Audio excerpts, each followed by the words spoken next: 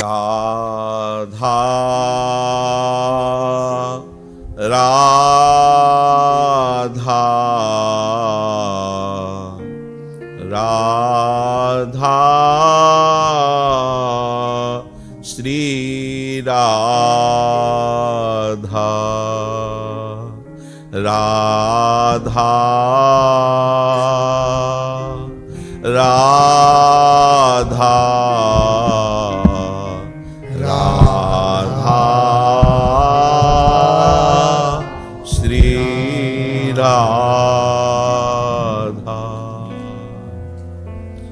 परम सच्चिदानंद घन प्रेमामृत स्वरूप अपार करुणा वरुणालय श्री श्यामा श्याम की नित्य विहार स्थली निज महल ये श्री वृंदावन धाम है,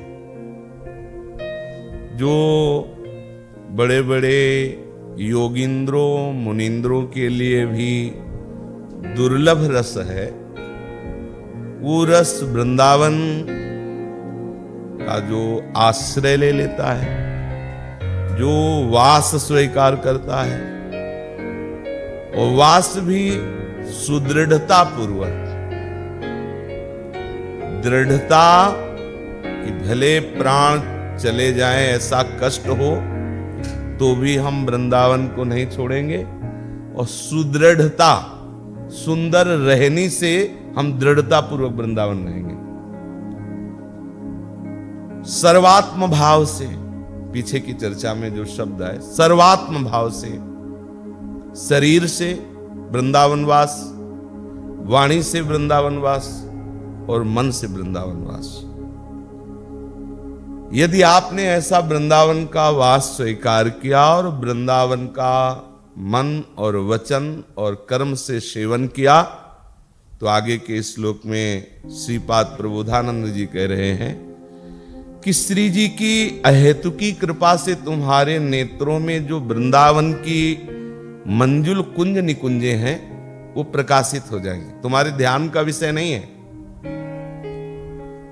ये वो रस है जो तुम्हारे क्या प्यारोढ़ुम क्षमते न यच्छि सुकादि नाम तो यह ध्यानगम। भगवान शिव सुखदेव आदि के भी ध्यान पथ में वो कृपा से आ जाए तो आ जाए, इनकी क्षमता नहीं कि वहां अपना ध्यान प्रवेश करा सके। दोनों बात समझना है। किसी के भी ध्यान पथ में वृंदावन की कुंज निकुंजे प्रकाशित होती हैं तो वृंदावन की कृपा से स्वयं प्रकाशित होती है। श्री राधिका कृपा बिन सबके मनन अगम्य, सबके विषयी भक्त ज्ञानी योगी कर्मठी विद्वान जो भी, सबके मनन अगम्य। कोई भी इतना सामर्थ्यशाली योगी या योगींद्र, मुनि या मुनींद्र, कोई भी इतना सामर्थ्यशाली नहीं कि अपने मन को इन कुंज निकुंजों की लीला में प्रवेश करा दे। अगर कोई प्रवेश करा सकता है तो सिर्फ वृंदावन, सिर्फ वृंदावन के जो रस में डूबे हुए रसिक जन, सिर्फ वृंदावन की महारानी है। जाके बल में सबसों तोरी लोक वेद कुलकानी, ऐसी महारानी जी के चरणों का जो आश्रय लिए है।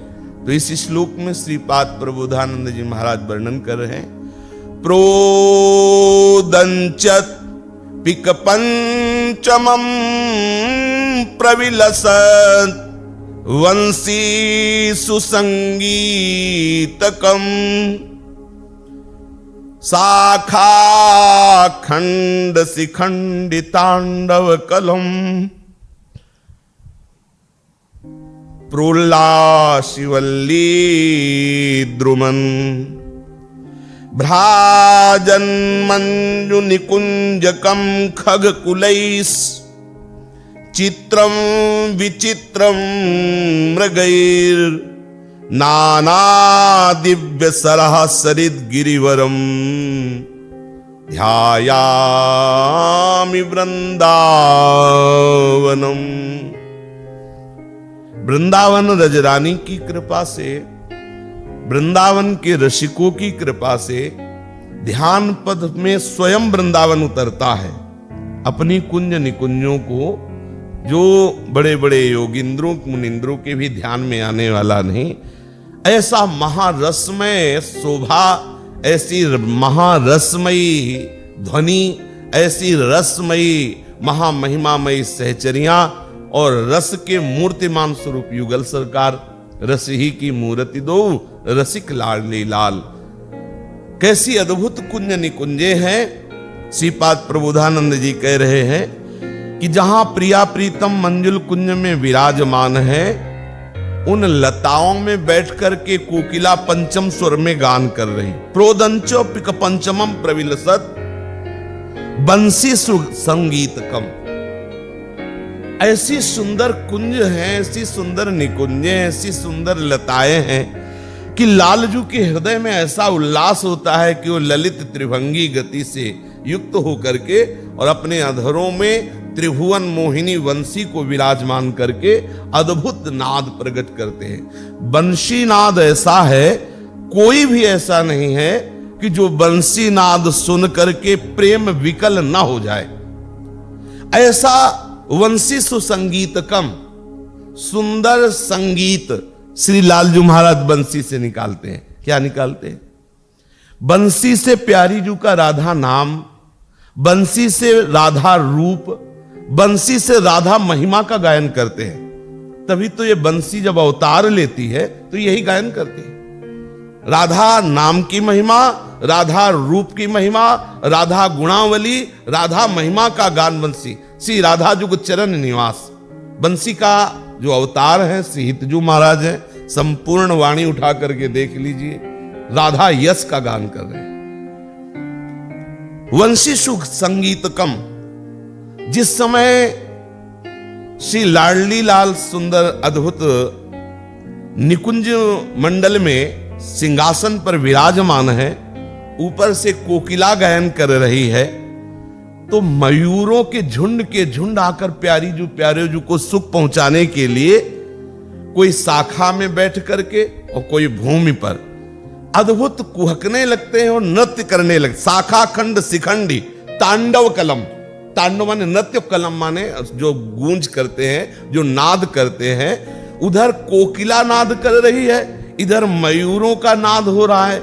मयूरों का ऐसा जो रव निकलता है वो आनंद वर्धन करने वाला होता है। ये तो हमारी श्रवणेंद्रिय अभी पवित्र नहीं हुई, नहीं तो यहां सब हो रहा है। ये चिदानंद वृंदावन धाम जहां आप बैठे, यहां सब हो, आपको सुनाई देने लगेगा। पवित्र तब माना जाएगा जब नूपुरों की ध्वनि सुनाई देने लगे, तभी पवित्र माना जाएगा जब श्रवण फुटो जो अन सुनो श्री राधा जस बयन।